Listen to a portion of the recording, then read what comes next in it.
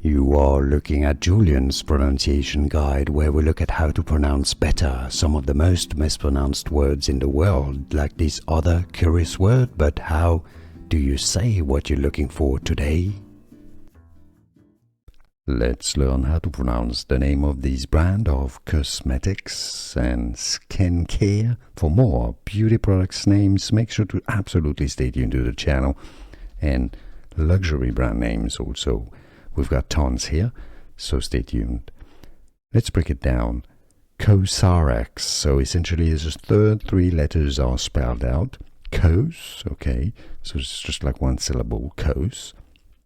And then the last two letters are individual letters, so R and X, okay, so it's not C-O-S-R-X, it's not the whole spelling.